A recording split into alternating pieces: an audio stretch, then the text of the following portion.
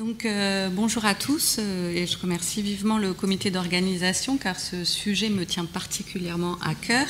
Et donc, on va parler là de prédiction, de la récupération motrice. Je vais prendre uniquement le membre supérieur comme exemple tout le long de cette présentation. Alors, le professeur Lejeune a parlé de récupération motrice. Je vais juste reprendre quelques concepts pour attaquer le sujet qui nous intéresse. Donc, en fait, les données qu'on a vues ce matin, quand même, on dit qu'il y a 50 à 80% de déficit moteur en phase aiguë, qu'après les patients vont récupérer via divers mécanismes qu'on a aussi vus, et qu'à la fin, au stade chronique, on a environ 40% de déficit de degré très variable. Mais attention, parce que tous ces chiffres quand même, et toutes les études qu'on a vues ce matin, sauf une ou deux, datent d'avant la thrombectomie, et quand même, la thrombectomie a modifié drastiquement les parcours de récupération des patients, notamment en phase aiguë. Donc, le challenge maintenant est la prédiction à faire. Donc, ce qui est important, c'est que si vous attaquez cette littérature, prédiction de la récupération motrice, vous allez avoir deux types de littérature différentes, et c'est vraiment différent, celle qui traite de l'outcome, donc du devenir du malade, versus la récupération qu'on va penser en termes de gains. Donc, par exemple, si vous regardez le petit schéma, alors on ne voit pas ma souris, mais le petit schéma que je vous ai fait en bas, deux patients peuvent partir d'un score et arriver au même outcome, devenir, alors que leur récupération, c'est-à-dire la pente entre les deux, va être différente. Donc, et si on doit expliquer l'outcome, qui est en fait la perte de fonction à un point temporel donné, les bases neuronales vont être différentes. C'est-à-dire que là, on va chercher l'effet de la lésion en lui-même ou l'effet des disconnexions. Vous savez que quand on a une lésion, on va déconnecter des grands faisceaux et donc en fait avoir une clinique sans doute plus riche que l'aire principale. Tandis que quand on parle de gain, on parle de plasticité cérébrale. Au mieux de restauration, au pire de compensation, on peut parler aussi de levée de diaschisis. Les mécanismes sont différents et si vous cherchez des biomarqueurs qui prédisent le devenir, ce n'est pas les mêmes que les biomarqueurs qui prédisent la récupération. Alors, des données qui viennent de chez nous, à la Pitié-Salpêtrière, on s'est mis à faire des Fugl-Meyer en fait dans le service. C'est pas si compliqué que ça ne nécessite pas de matériel et ça prend 10 minutes. Voilà, c'est une centaine de patients, on en a maintenant 200. Le premier point, en fait, c'est de voir où est-ce qu'arrivent les deux patients que je vous ai mis en rouge. Ils arrivent, encore une fois, au même outcome, avec pas la même récupération du tout. Donc, quand vous prédisez l'outcome, vous allez essayer de chercher des points communs entre ces deux patients, quand même. Alors que quand vous allez chercher à prédire la récupération, vous allez plutôt chercher à rassembler les patients qui ont la même pente. Donc encore une fois, ce n'est pas la même chose. Après, on peut dire, ça ressemble beaucoup à celui de Van der Vliet sans la partie exponentielle, puisque comme a dit le professeur Lejeune, là il n'y a que deux points temporels. Ceux qui sont d'emblée au-dessus de 40, ils récupèrent quand même tous bien. Ceux qui sont très bas, ils sont plutôt vers 10-15 de Fugl-Meyer. Et il y a une énorme variabilité individuelle au milieu, chez les modérés et chez les sévères, ici. Ça fait que quand on plotte, que ce soit pour la récupération motrice, la phasie, la négligence, n'importe quel symptôme, un score initial versus son score final, imaginons ici que le score, quand on a 100, c'est qu'on a tout récupéré, on a ces aspects de points de patients qui ressemblent à un triangle en gros, avec les patients qui sont initialement ont des déficits mineurs qui récupèrent très bien, et cette variabilité énorme chez les patients sévères et modérés aussi. Donc, ça a été introduit hier, j'étais pas là, mais donc je vous refais un petit résumé de cette règle. La règle dit qu'on est censé récupérer 70% de ce qui nous manque. Ce qui fait que si on a un Fugl-Meyer à 26, le potentiel maximum étant 40, on doit récupérer 70% de 40, 28 points. Et quand on plotte cette fois-ci la récupération prédite par cette règle versus la récupération observée, ça n'explique pas tout le monde, bien évidemment. Beaucoup suivent cette règle, c'est les fitters, et un bon paquet, un bon tiers encore, ne fit pas du tout cette règle. Il faut savoir quand même que c'est une règle extrêmement débattue dans la littérature, avec des équipes à l'international qui s'affrontent sur le fait que est-ce que ça existe ou pas, et est-ce que 70% est le bon pourcentage. Alors, ce qui peut être difficile, c'est que le Fogel-Meyer n'est pas acquis par tous les neurologues qui travaillent en stroke unit, mais franchement, c'est faisable. La rate, par contre, on ne le fera pas en très aigu, parce qu'avec le matériel que ça demande et l'installation du patient, c'est pas pratique. Donc, attaquons-nous à la prédiction. Donc, d'abord, il y a les scores cliniques. Ça, le professeur Lejeune en a parlé. Je vais en reparler vraiment très peu. Il y a les marqueurs, les biomarqueurs structurels, que ce soit le volume, la localisation de la lésion ou la connectivité structurelle. Ça, c'est les grands faisceaux qui sont déconnectés. Il y a des marqueurs fonctionnels, soit au niveau local, au niveau du cortex moteur primaire, qui est l'inhibition GABAergique, soit l'excitabilité corticospinale avec le potentiel évoqué moteur. On peut aussi en IRM, par l'effet Bold, mesurer une activité dans un tissu. Il y a de la connectivité fonctionnelle régionale, plus à distance, qu'on peut faire en IRM et en EG, mais qui requiert quand même une expertise particulière. Et on en a parlé juste avant, il y a des facteurs génétiques dont je ne parlerai pas dans cette présentation. Alors c'est important, une fois qu'on a dit de venir aux récupérations, d'aussi savoir ce qu'on veut faire avec la prédiction de la récupération motrice. Moi je trouve que le modèle dépend aussi de la question qu'on se pose et aussi qu'est-ce qu'on veut prédire et avec quelles mesures. La dernière question, c'est une question très ouverte, c'est savoir si par exemple vous choisissez de faire la prédiction individuelle pour un patient donné, avec quelle précision de modèle vous allez être satisfait. Est-ce que 80% c'est assez? Ça veut dire que vous allez vous planter en gros dans un patient sur 5. Est-ce que vous admettez ce taux d'erreur ou est-ce qu'il faut aller plus loin? Question ouverte pour la fin. Donc pourquoi c'est pas la même, ce serait pas tout à fait le même modèle en fonction du but? Par exemple, si vous voulez informer des patients, sur la colonne des droites, c'est l'information donc individuelle, ou faire une stratégie, on va dire, de traitement pour un patient donné, ou même stratifier dans des essais, là, peu importe ce que vous allez mettre dans le modèle, ce que vous voulez, c'est la meilleure précision pour vous tromper le moins. On peut aussi essayer de faire de la récupération motrice pour les buts qui sont à gauche, c'est-à-dire éventuellement sélectionner des patients pour une intervention particulière parce qu'on sait qu'ils vont répondre. La problématique a été soulevée par exemple avec le BDNF, ou parce qu'on veut améliorer notre compréhension des mécanismes sous-jacents de la récupération. Et là, on est plus sur un but physiopathe et sur le fait de trouver des structures ou de mettre des biomarqueurs qui ont du sens biologiquement, en fait, sur la récupération et ses mécanismes. Donc, si la majorité d'entre vous sont rééducateurs, je n'ai pas besoin de passer beaucoup de temps là-dessus. S'il y a quelques neurologues qui traînent encore dans la salle, peut-être ça a été abordé hier, la classification internationale du fonctionnement. Donc on a 3 niveaux, des niveaux qui font beaucoup plus de sens au fur et à mesure qu'on monte, c'est-à-dire qu'au début on a des fonctions et donc des déficits qu'on peut mesurer avec certaines échelles, dont le Fogel-Meyer. Après on a des limitations d'activité quand on est orienté vers une tâche. C'est là où on a la rate, et puis on va dire la cerise sur le gâteau serait de pouvoir mesurer une participation en vie réelle, et ça par contre je ne connais pas l'échelle clinique capable de faire correctement ça.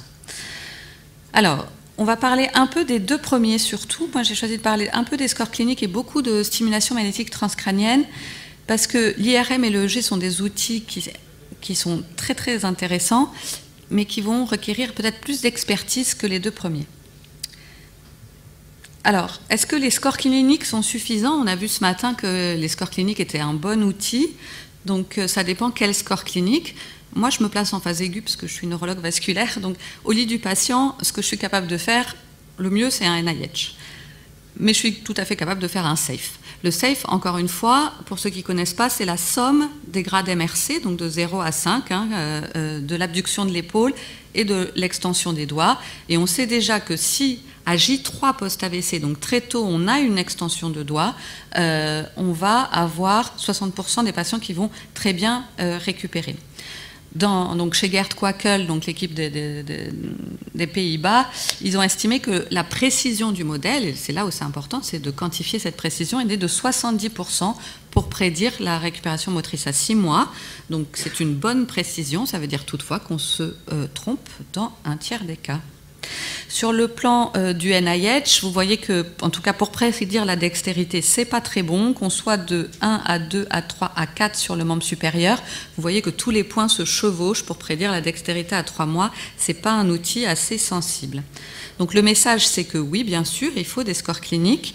Ça plafonne la précision du score clinique et ça prédit bien les extrêmes et pas les intermédiaires, d'où l'intérêt justement d'y intégrer les biomarqueurs, donc soit TMS, soit IRM. C'est ce qu'on va voir. Alors il y a eu une table ronde en 2016 de l'International Stroke Recovery Alliance qui est chapeautée par la World Stroke Organization. Et la question qu'on nous avait posée, donc dans cette table ronde, on était 15, c'était quels étaient les biomarqueurs de la récupération et quels étaient ceux qui étaient prêts à l'emploi déjà. Et en fait, notre seule réponse sur le prêt à l'emploi, c'était vraiment l'évaluation du faisceau pyramidal, même si on était d'accord, la littérature foisonne de biomarqueurs de prédiction. Donc soit structurel, c'est-à-dire évalué par IRM, soit fonctionnel, on n'avait pas émis de préférence. Alors, en structurel, là, vous vous dites, mais qu'est-ce qui se passe dans cette diapositive? C'est pas si compliqué. En fait, à gauche, alors j'ai pas de souris, mais à gauche, vous avez les scores qui ont été prédits en ordonnée, en abscisse, le temps, donc du aigu, du subaigu, du chronique, et les couleurs des publications, c'est la méthode. Et en gros, dans toutes ces études, j'en connais pas une qui n'a pas trouvé de corrélation entre l'outcome, le devenir, et l'atteinte du faisceau pyramidal. C'est pas du tout la même chose quand on parle de récupération. Quand on parle de récupération, l'excitabilité corticospinale évalue en TMS, la présence d'un potentiel évoqué moteur est beaucoup plus pertinente. Donc pour ceux qui connaissent pas trop, en fait, on va mettre une bobine qui va envoyer une impulsion magnétique en regard du cortex moteur primaire. Ça passe par des interneurones avant de décharger le neurone pyramidal. Et à droite, c'est la réponse que vous recueillez au niveau, par exemple, d'un muscle de la main. C'est un potentiel évoqué moteur. Vous pouvez déjà dire, il est là, il n'est pas là. Première information, c'est déjà une information que vous allez voir très pertinente. Et puis, vous pouvez avoir l'amplitude, la latence, etc. En TMS, on peut faire d'autres mesures, comme l'inhibition intracorticale ou l'inhibition interhémisphérique. Ça demande des fois une bobine de plus ou un ampli de plus, mais c'est relativement faisable sans sans beaucoup de matériel, sans beaucoup plus de matériel, on va dire, que le potentiel évoqué. Donc, je vous ai dit, le statut finalement présent-absent déjà du potentiel évoqué moteur est pertinent. Il faut prendre en considération que ça dépend évidemment de la motricité, de la sévérité motrice. Ça dépend beaucoup du délai post-AVC. En phase aiguë, il y a beaucoup de patients PEM négatifs, on va dire, où on ne peut pas évoquer un PEM, et ça diminue en fonction du temps, 32% à un mois et 13% à un an. Attention, quand vous lisez la littérature, aux muscles étudiés, le plus souvent c'est la main, donc vous pouvez comparer toutes les études. Quand les patients sont allés plus haut, ce n'est pas la même proportion de potentiel évoqué. Donc on dit que le statut du potentiel évoqué, ça a une bonne valeur prédictive positive, mais pas négative. Et alors pourquoi? Si on reprend cette règle, donc là en fait on a reploté à gauche, c'est l'équipe de Biblo en Nouvelle-Zélande qui a ploté encore une fois la récupération prédite par la Proportional Recovery Rule versus la réelle. Bon, le schéma est inversé par rapport à tout à l'heure, mais on a encore les non-fitters en bas, là, les carrés et les triangles blancs, pardon. Et en fait, ce qu'on s'aperçoit, c'est que ces non-fitters, ce sont tous les patients chez lesquels on n'a pas pu évoquer un PEM. Alors nous, on a essayé de valider ça à la Pitié, directement dans l'unité, dans la stroke unit. Pareil, avec une recherche de PEM entre J3 et J7. On a fait le même graphique, et donc les PEM négatifs, c'est les rouges. Donc bien sûr, c'est pas parfait, il y a 4 patients qui se baladent là, rouge et un bleu ici, mais quand même, c'est assez discriminant pour savoir ceux qui vont suivre cette règle de ceux qui ne vont pas la suivre. Alors vous allez me dire, ouais, d'accord, mais bon, la TMS, c'est pas forcément facile à avoir dans une stroke unit, je suis d'accord. Donc est-ce que ça, c'est faisable avec de l'IRM? Question que aussi on s'est posée.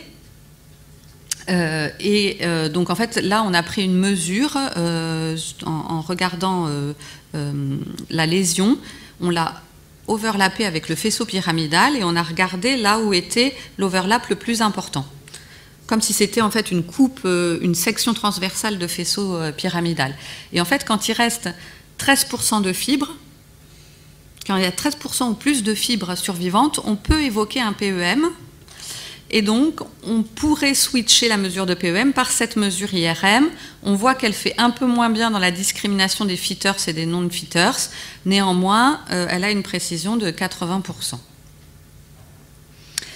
Alors, je vous ai parlé, je vais aller directement à celui-là, pardon, je vous ai parlé de clinique seule, de TMS seule. Bien sûr, la combinaison des informations fait encore mieux que chaque biomarqueur pris séparément. Un des arbres décisionnels les plus faciles à appliquer est celui de PrEP2. C'est en fait le point d'entrée, ce score SAFE. Après, on a besoin de l'âge, du statut ou pas du MEP, mais pas chez tous les patients, que chez les patients sévères, et du NIH, tout entre J3 et J7, donc tout en unité de neurovasculaire, pour prédire 4 catégories de récupération. 4 catégories, c'est beaucoup plus intéressant que 2, vous vous doutez bien, pour n'importe quel but. Philippe parlait de validation externe, la voilà chez nous, la validation externe, 117 patients, dont un âge médian 68 ans, 80% d'ischémie, bon, assez classique.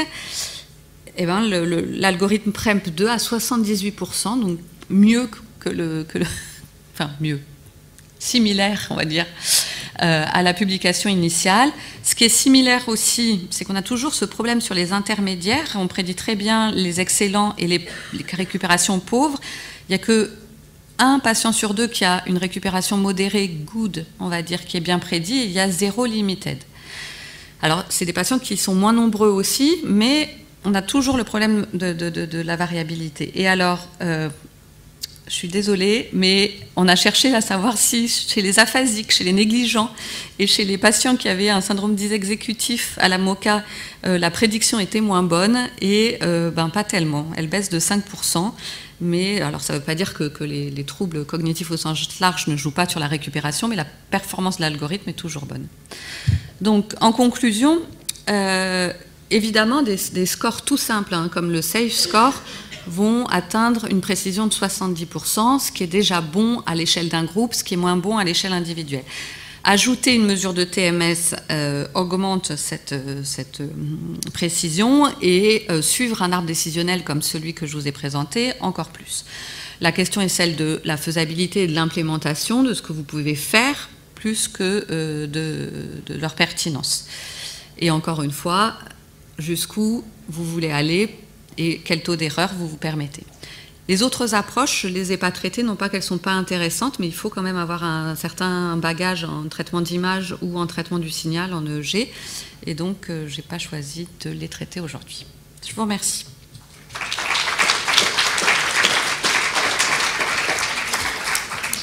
Merci Charlotte pour cette superbe présentation. Est-ce qu'il y a des questions? Thierry? Merci beaucoup pour cette présentation. On en a déjà discuté avant. Tout dépend un peu de quand ces données ont été acquises, puisqu'on sait qu'il y a la révolution, on l'a vu hier dans le traitement aigu de l'AVC. Et donc, est-ce que vos données sont déjà acquises chez des patients qui ont bénéficié de revascularisation ou pas? Parce que celle de Stinéar, c'était avant. Et donc, quel est votre point de vue par rapport au futur de ces modèles? Est-ce qu'il faudra en refaire des nouveaux, ou bien est-ce qu'ils sont valides avec les nouveaux traitements? Alors, je peux tout à fait vous répondre, puisque dans les 180 patients, je ne sais pas si Sarah Millot est là parce que c'était son master, elle a essayé de voir, donc dans 180 patients, ils ont été traités, ils sont acquis après 2015, donc ils ont tous... et on a réessayé de faire un CART. L'arbre décisionnel utilise les Classification and Regression Trees, et comme on est à J3 et que quand même l'essentiel de la thrombectomie agit précocement, même si on juge de tout ça à 3 mois, la catégorie, enfin le type de traitement aigu n'est pas sorti. Si on voulait en refaire un nouveau, on avait quelque chose de très très proche de celui de PrEP2.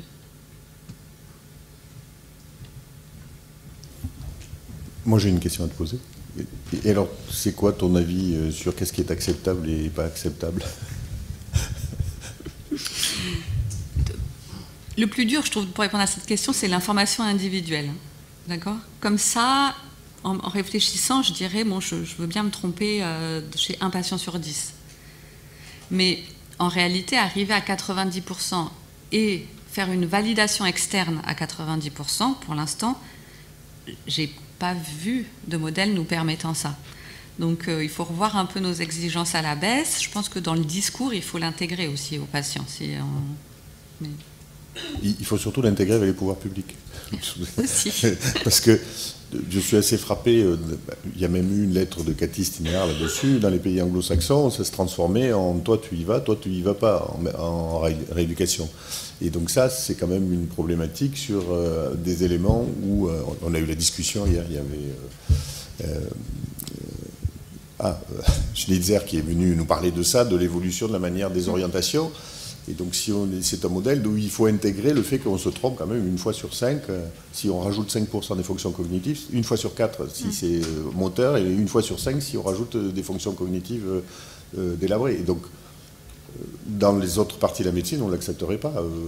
Non, je crois qu'il ne faut surtout pas, en tout cas chez les patients sévères, l'utiliser pour choisir une destination aux patients ou un type surtout pas, parce que c'est là où il y a la plus grosse variabilité. C'est plutôt l'inverse. C'est chez les patients qui vont bien, on est plus confortable, on a des taux meilleurs, mais surtout pas chez les patients sévères. Non. Et ça rejoint un peu la présentation de Thierry, c'est-à-dire que dans ta présentation, quand même, il faut attendre un mois pour être un peu dans une certitude, ce qui devient plus acceptable, c'est-à-dire il faut se donner le premier mois dans des conditions acceptables. Excuse me. About clinical measure, you mentioned ARAT, and a lot of scientific papers mention ARAT. Why don't use box and block? It's a very simple 1-minute test, and you are looking something different from ARAT in terms of coordination and so on. This is the first question. Second one, what about EEG connectivity, resting state? Is not expensive like MRI. It's possible to perform in any place, and it's possible to share information using 64-channel EEG from one center to the other one. So for the first question, the box and block test doesn't measure the same thing than the ARAT. So I think maybe it's a possibility to add the box and block to ARAT, but not to do one or another. I mean, ARAT only is a activity limitation measure and is interesting because of that. If you are interested in dexterity, for example, I think the BBT is an excellent test, and we will use it for another project, but not this one. And for the EEG,